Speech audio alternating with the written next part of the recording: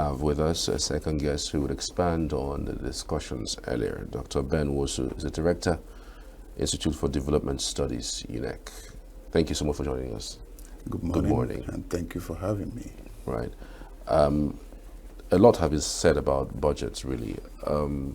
What for you are the implications of a budget, especially for this year? Because, again, this is the one that everyone is actually talking about. What are the implications of having the budgets done well and having the budget not done well too? Yeah, I think the question answers itself. If you set out to achieve a target and you have not made your plans well, you are badly headed. The overall idea of making a budget is to achieve development targets. And when you start wrongly, when the budget is wrongly footed, what it means is that the development targets of the budget would not be achieved in all the sectors, including the critical sectors of the economy.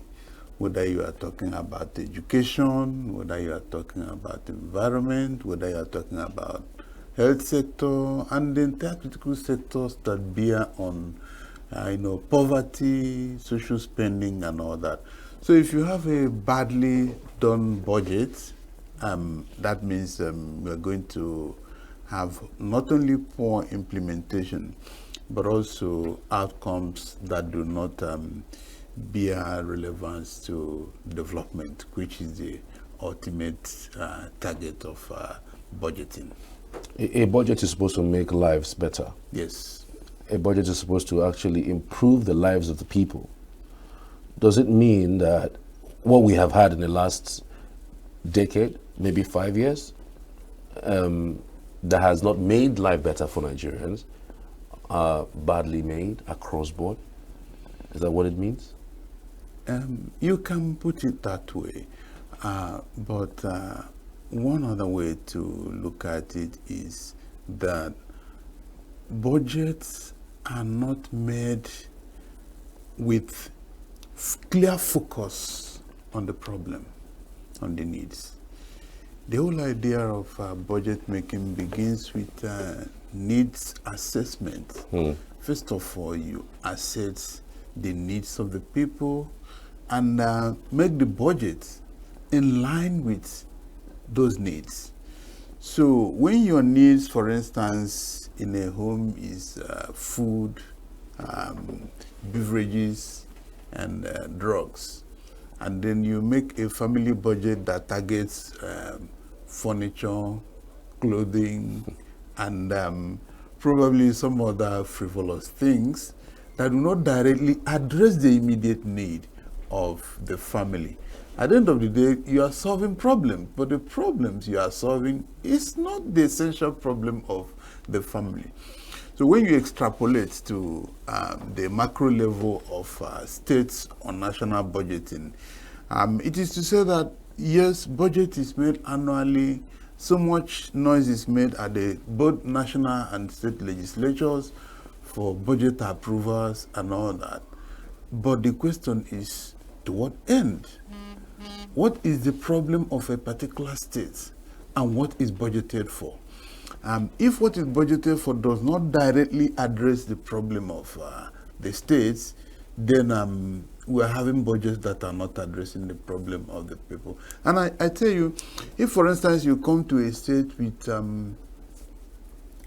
very high rate of out-of-school children, and then you have a budget that is not addressing the fundamental reasons why children are out of school, the budget is of the tangent. And you have high mortality rates, maybe,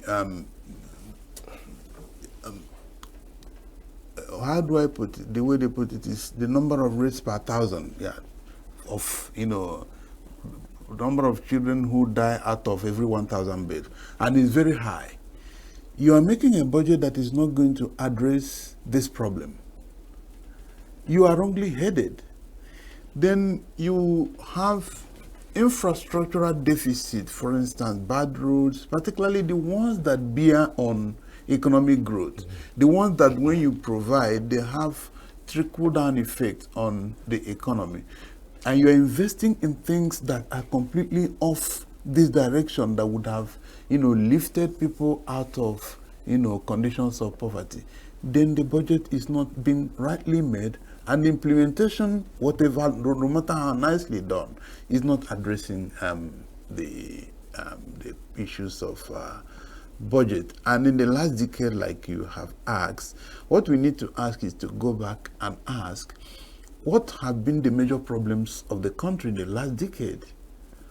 And in what ways do the budgeting take them on board when they are being prepared?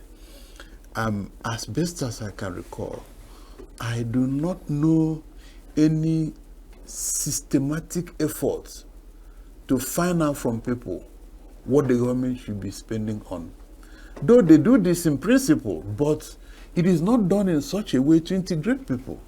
I'll tell you this. There are 4 important pillars of a budget. One is budget preparation. The other is approval. You have implementation, and then you have audit. In principle, at all these levels of budgeting, there are openings on where the citizens should make input. But the opportunities for the citizens to make input in these openings is not generalized or properly promoted. In state government budgets, for instance, when the call circulars for budget are made, it's a requirement that they must be uploaded on the internet. Then, when also the draft budget is made and presented to the House, there is something they call people's budget. That is, the budget is broken down in pidgin English that is accessible to everybody, because the budget is a highly technical document that most people cannot read and make meaning out of it. So the people's budget is one that anybody can read and say, oh, this is what the government is spending in this area.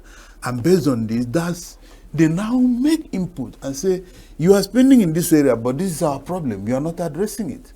When you put this on the internet, how many people go to the states? I don't know the last time you went to your own state government website to find out what is happening there, to find out what they uploaded, and then make input on what is to be done. So there is no systematic effort to widen the civic space for engagement with the budget, and that is part of the problem with the budget. Wow. So if the government is deliberately doing this, do you also blame the citizens for not doing anything? Because again, if something is deliberate, there's largely there is limited with what you can do. If somebody says, I don't want to talk to you, you can be shouting and he doesn't want to listen to you. But if there's an engagement, a situation where the government can open up their space to talk to you, whether through social media, I mean, it's becoming easier every day. So what then does a citizen do in this regard? Interesting. I think the deficit is a two-way thing. The government sees it as a technical business that you really don't have to involve the people much. But what makes it sustainable for government in terms of doing it so is because people are quiet. You have an inactive citizenry. In Nigeria? Yes. You have a docile civic space, and that is essential for poor governance to thrive. You don't expect the government to organize the civic space for you. You don't expect the government to organize you to engage what they are doing. The civic space should also organize and find ways of systematically making input into governance, and also legitimately insisting that certain things have to be done certain ways. For instance, the budget is made. Certain areas of need for the citizens are not properly addressed. It's up to the civil society, the broad civic space. When I say civil society, it may narrowly begin to look at organizations that are NGOs. No, it's broader than that. The civil society comprising both trade unions, both NGOs, both all of them can come together or in their individual spaces make articulations to government and say, the budget you have made is not serving our need.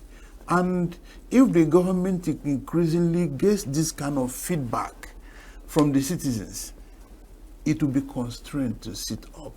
So the failures of the poverty of engagement with the budget is not an exclusive failure of the government. It also has to do with the poverty of the civic space, which incidentally has to be organized by the citizens themselves, not the state. When you say that there's some sort of docility amongst the people, I mean, you cast your mind back at 2020 and SARS. It was a reaction from the citizenry, and we know how that ended. We'll talk about hunger and hardship protests that happened late last year. You also look at that space as well, and you see how government respond to those things. Sometimes they act in accordance with what the populace want, and some other times they really want to shut you down. I mean, people were even killed at the 2020 NSAS protests that happened. People were also killed and were arrested. Minors were arrested, during this bad governance protest. So you see that what's the cost of trying to engage the government? You're absolutely correct. And let me put it this way. NSAS was great, and bad governance was great. But the reason the government came down heavily on the people is that this is not what it is used to. It is not used to having people engage it and in very decisive manner. Now, I tell you that the cost of getting the government work is persistence in keeping the civic space active, robustly engaging the state. This is a struggle. It's simply a struggle, and for there to be a balance, the weaker party must persistently struggle until it achieves a certain level of power parity.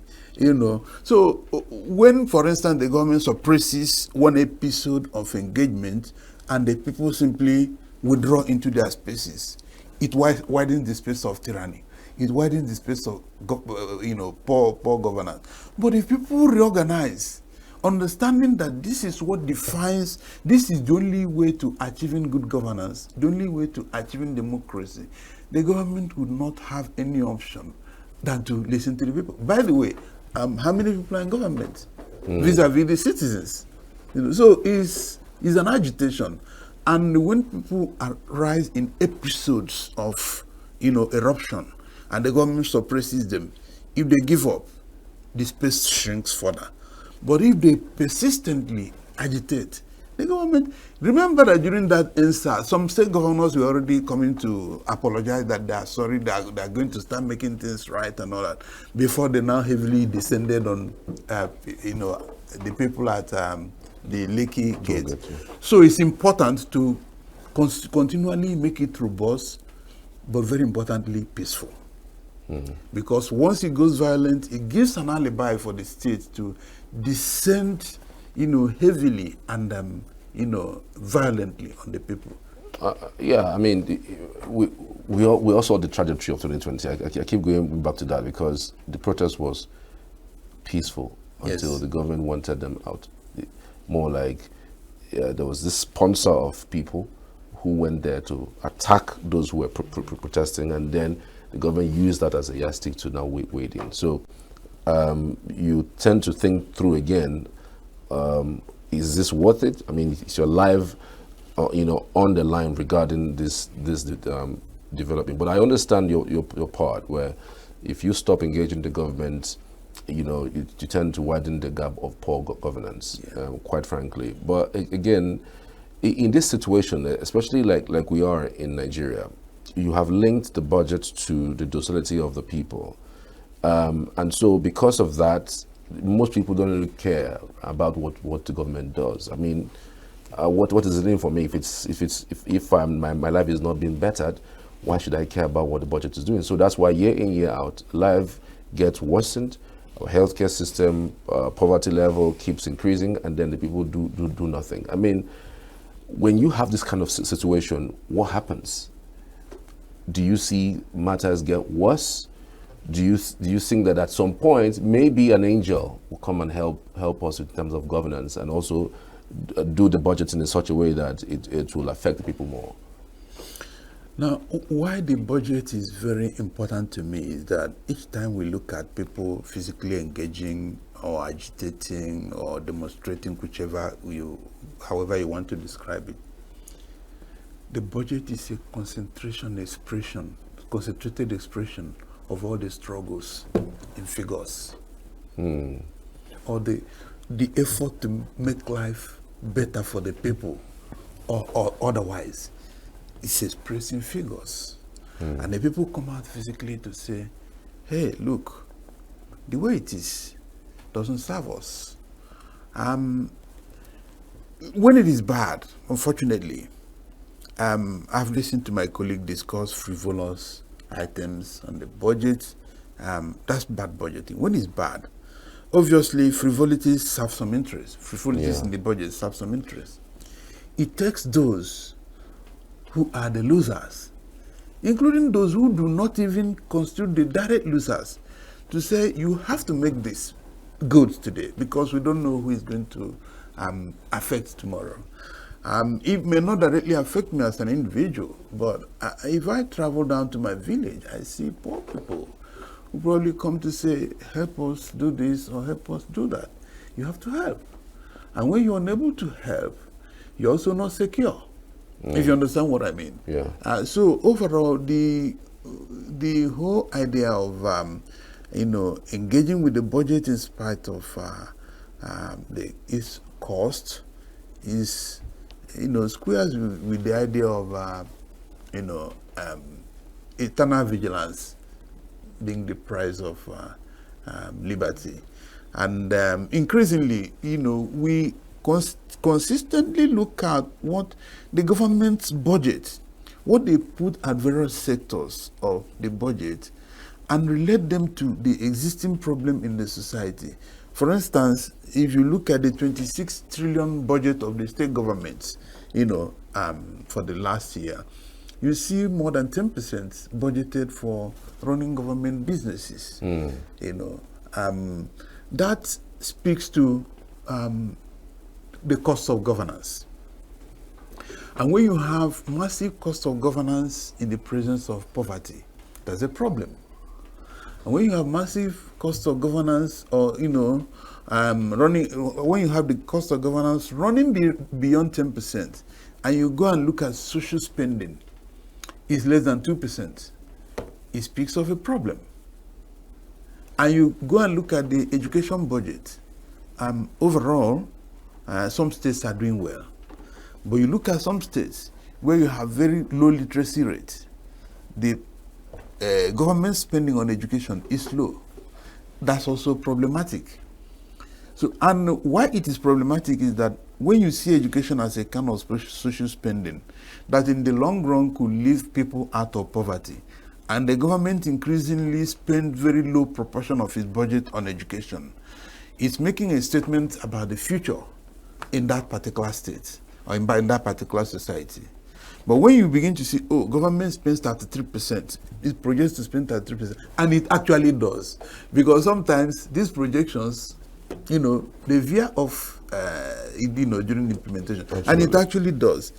You can expect that probably over a 10-year regime or 15-year regime, you have a state that increasingly produces qualitative and productive manpower. And it has, its spillover effect on development and productivity, wealth creation and poverty alleviation, so to speak. Right. So for you, do you think budgets are done deliberately to increasingly get people to be poor? I mean, in other climes, you see budgets, there is more like an analysis of a budget after a year and see how the budget has performed. and then the result is out, and you can really verify the things that the budget say that they have actually done. But do you think in Nigeria, the elites, especially the political class, deliberately do the budget in such a way that it's increasingly make people poor? I don't think they gather to hold any meeting to make budgets that produce and reproduce poverty. Like I told you, it's a struggle. Each time you look at a figure, if you look at the main allocations, you know you see what interest the budget serves. They may not sit back to say we want to produce poverty. No, they don't do it. But when you finish the budget and simply look at the content, it tells you the direction. Now, let me mention this. There is one component of the budget that we seem to be missing a lot, and that again could be grounded on that docility of the civic space. That component is social audit. Social audit of the budget. The society or critical part of this whole society can pick up a budget in a year and say, let's just pick critical sectors of the budget and find out the extent to which the government implemented what it said is going to implement. You do this study, you go to the government and say, you promised to do this. This is the appropriation for the budget. This is the extent to which you did it. And you do it 4, 5, 6 to 10 critical sectors and show the government and publicize it. That's a major, engagement on the budget. That's a major way of saying the budget you have made is not serving the interests of the poor. Huh? Because it's possible to also make a poor budget and not implement it. Huh? True. So, and again, you can make a budget and decide to follow it. But the way to also know what the interest the budget serves is to see what allocations you make to the various sectors. Yeah. And these things do not work. It cannot work until the people become active. Yeah. Let me mention this to you once again. In more advanced societies, when people come and tell you we're voting for Labour Party or Republican Party or Green Party or this, they are voting for the programs that these parties have. And surprisingly, what will surprise you is the extent to which the common man on the street understands the issues that these parties pursue. Sure. And when they want to vote, they vote for these parties knowing that they're voting for these issues. And they automatically begin to watch what government puts into budget in relation to these issues. Once they are not serving these issues, once they are not addressing these issues, they begin to raise alarm. But we don't do that. We seem to operate as the Spirit directs. We operate as the Spirit directs. And that broadly, could be related to one, not understanding the broad reason for the existence of the state. And then not having broad ideas for solving the problems for which the state exists. At that point, I'm talking about ideology. And then groups abstract from this ideology and use them to say, this is how our party is going to work. And each party now formulates its own manifesto. Drawing from these broad principles. Absolutely. Yeah? Now, at the level of the state, they gather and say, okay, we are making a plan that draws from what the state should largely do.